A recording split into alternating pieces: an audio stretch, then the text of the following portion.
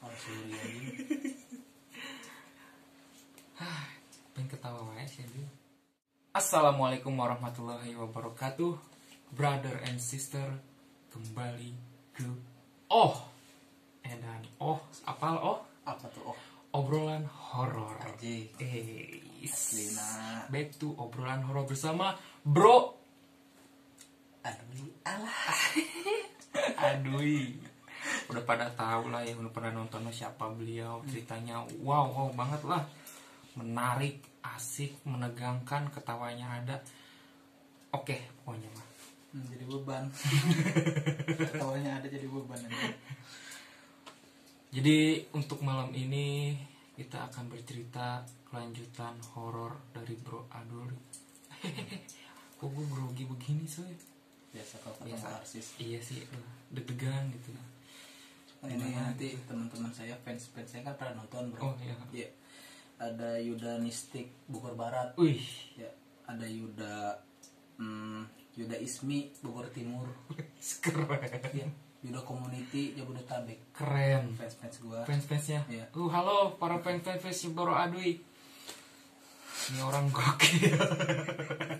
Jadi saya ulang lagi, jembatan itu berada di wilayah tempat tinggal saya, jauh dari tempat tinggal saya, dan itu udah terkenal dari sananya emang horor. Gitu. Untuk tour story-nya jembatan itu saya pernah cerita ke kakek gitu ya. Kakek asal mula dibuatkan jembatan itu zaman Belanda gimana. Kalau kakek saya itu emang pure dia yang mengerjakan jembatan itu sama teman-temannya waktu pas masih muda. Dan waktu pas pembangunan si jembatannya itu emang udah banyak korban bro. Dari masalah pembuatan apa yang jatuh lah, ya sampai ada kepalanya maaf gitu pecah apa gitu. Itu banyak kayak gitu. Terus kan jembatan itu dibuat dari zaman Belanda, Berarti udah lama banget kan. Ratusan lah ya, ratusan tahun lah ya, seabad lah. Yang bikin saya heran atau bikin saya kagum gitu ya, mungkin dari kualitas mungkin ya, cuman lebih yang tertarik lagi kayu alasnya itu dari zaman Belanda sampai zaman sekarang itu belum pernah diganti bro. Kuat berarti sampai sekarang. Sampai sekarang dari zaman Belanda, penjajahan Belanda, Jepang itu belum diganti kayunya, bawahnya itu masih kuat sampai sekarang. Nah ternyata di balik itu semua ada hal mistis, karena tempat tinggal saya itu masih perkampungan, masih percaya dengan hal-hal mistis. Jadi kakek saya itu pernah cerita dibuatkan jembatan itu pakai apa ya disebutnya, pakai kayak kita itu menyuguhkan ke makhluk-makhluk halus gitu. Apa ya disebutnya ya? Tumbal. Kalau kita lebih kata ngerinya itu. Jadi pembangunan jembatan itu dulunya dibangun pakai tumbal gitu. Ya, itu cerita dari kakek saya. Untuk teman-teman yang dengar video ini, kalau ada kekeliruan dari saya mau diingatkan. Tapi saya cerita itu pure dari kakek saya yang memang dia ada di situ posisinya gitu. Iya, ikut andil lah untuk mengerjakan jembatan tersebut Ya, gitu ya. jadi sebelum saya cerita kejadian yang saya rasain, sebelumnya kan saya belum pernah cerita tour story si jembatan itu kan ya. Nanti saya jelasin lagi di sekarang gitu. Oke. Jadi pas pembuatan yang ingin dibangunkan jembatan itu dari kampung saya ke kampung yang lain itu kan jauh banget, itu sekian berapa meter, dan dari atas ke bawahnya itu udah tinggi banget, itu benar-benar jurang gitu. Kalau kita flashback ke belakang, dulu itu belum ada alat-alat berat. Oke. Ya, Masuk logika. yang bisa masuk ke wilayah permukiman. Kalau zaman sekarang membuat jembatan itu mungkin hal sepele. Ya. Kalau sekarang udah lengkap lah gitu ya, alat-alat mesin-mesin besar ataupun alat apa gitu lah, teknologi canggih. Untuk dulu kan mungkin cuman pegawai dari warga kita yang terjajah, Gotong royong. dengan besi-besi yang besar, dengan pohon-pohon yang besar buat jadi alasnya. Cuman yang jadi pertanyaan, kok tangguh sampai sekarang gitu. Iya sih. Ya kan? Nah, di balik itu semua ada hal mistisnya yang diceritakan sama kakek saya. Ternyata ingin membangun jembatan itu saksi mata itu melihat bahwa ada 2 orang yang ditumbalkan untuk pembangunan jembatan itu. Dan dua-duanya itu seorang bayi laki-laki sama bayi perempuan. Awal mula pembangunan itu untuk saksi mata yang melihat itu, jadi ada 2 bayi yang ditumbalkan, bayi laki-laki sama bayi perempuan. Sepasang. Dan itu kondisinya masih hidup. Hah? Masih hidup. Jadi bayi itu disimpan di salah satu penyangga si jembatan itu, di antara kanan dan kiri gitu ya. Nah, yang satu bayi laki-laki, yang satu bayi perempuan, dan itu masih kondisinya masih pada hidup. Jadi dimasukkan ke dalam coran jembatan itu, disatuin sama batu, semen, dan bahan-bahan yang lainnya. Wah, gila. Dan kondisinya hidup. Kalau bayi-bayi siapa aja kurang tahu, tapi saksi mata cerita ke saya. Dan saya balik lagi ke teman-teman, kalau emang ada kekeliruan dari cerita saya atau benar atau enggaknya, saya mohon maaf. Tapi ini saya menceritakan yang diceritakan oleh kakek saya, Pengalaman pribadi dari kakek. dari kakek saya. Dan kakek saya itu salah satu yang ada di situ yang ngebangun jembatan itu. Gitu. Sekarang udah sepuh lah gitu. Umurnya itu kurang lebih udah 100 lebih. Gitu. Nah, singkat cerita, 2 bayi itu dimasukkan ke dalam coran jembatan itu yang masih hidup. Bayi hidup di. Dan setelah itu ada kepala kerbau lah, kepala kambing dan lainnya yang ikut dicor juga gitu. Bareng sama si bayi itu. Sama si bayi itu. Nah, karena mistis si jembatan itu sampai sekarang, itu banyak yang ngerasain kejadian hal-hal yang aneh di jembatan itu. Jadi terkenalnya si penunggu jembatan itu si kakek sama si nenek. Yang di sebelah kanan itu si kakek, yang sebelah kiri itu si nenek. Nah, singkat cerita, ternyata kalau saya tahu ceritanya dari awal, ternyata yang kita lihat makhluk yang menjelma jadi kakek-kakek nenek itu, nah si bayi itu.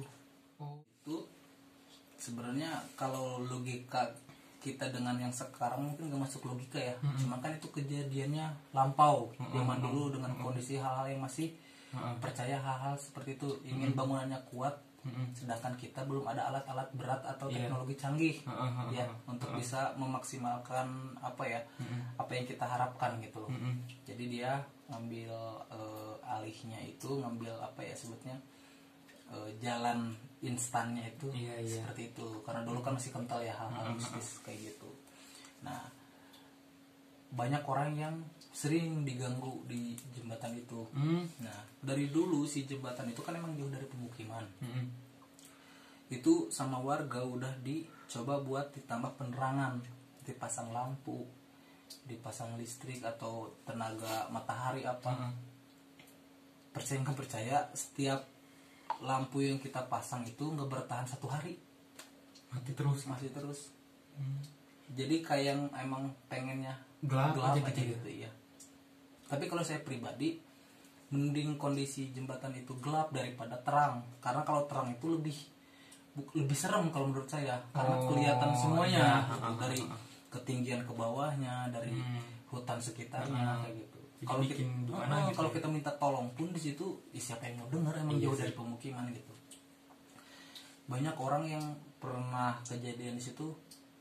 Teman kerja saya pulang dari nengokin saya. Dulu saya kan pernah kecelakaan, teman kerja saya nengokin, terus pulang dari rumah saya itu sekitar jam 11:30, jam 11 atau setengah 12 lewat jembatan itu.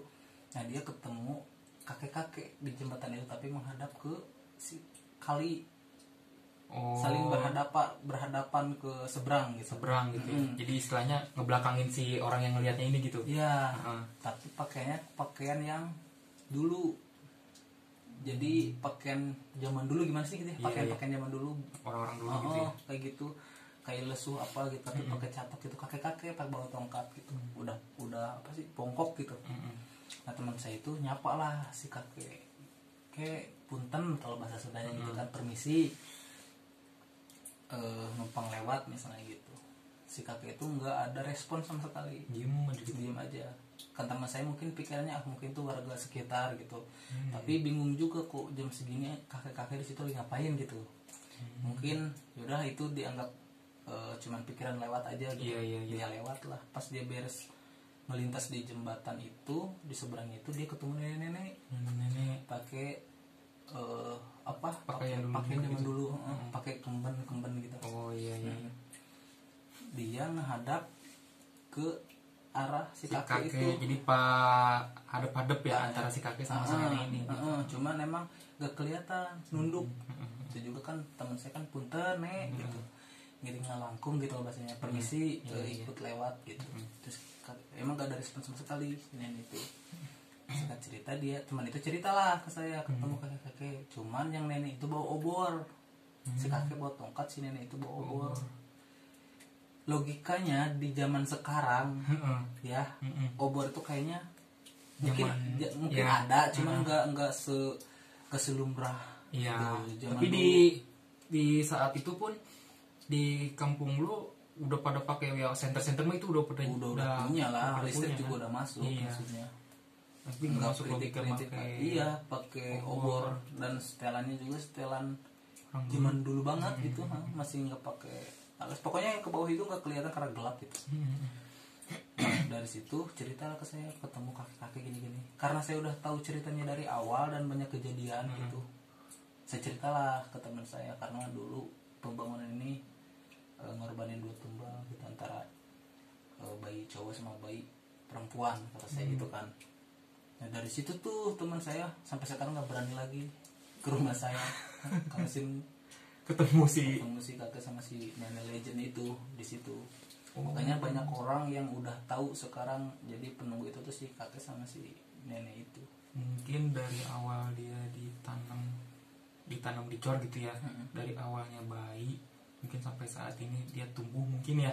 Seharusnya dia tuh sudah gede, udah tua mungkin ya, tapi dianya ditanam dari bayi, mungkin udah ya orang lihatnya udah jadi kakek nenek gitu. Padahal cerita dulunya tuh berawal dari bayi gitu. Dari bayi anak penanam.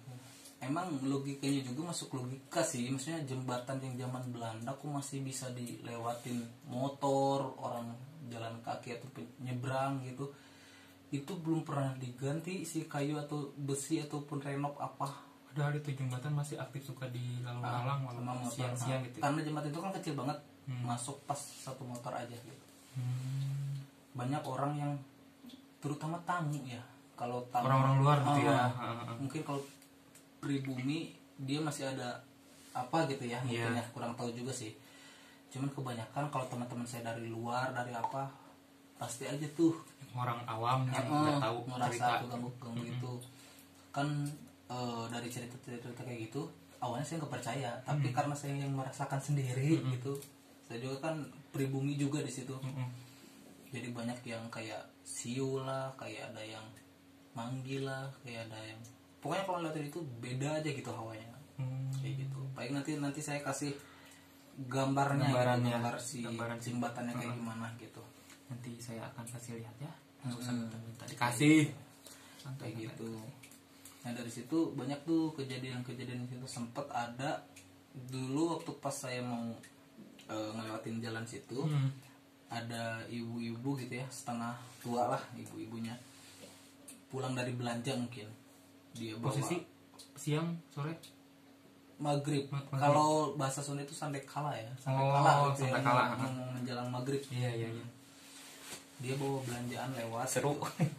Lewat pas saya kan di belakang dia lagi menyeberang, saya di belakang dia. Ternyata tiba-tiba dia naik ke jembatan mau lompat. Dia dari jalan ngebuang belanjaannya ke jembatan, terus dia tiba-tiba naik ke penjagaan jembatan itu mau loncat. Saya kan refleks ya, saya tarik, ternyata kesurupan. Di situ dia tiba-tiba kesurupan.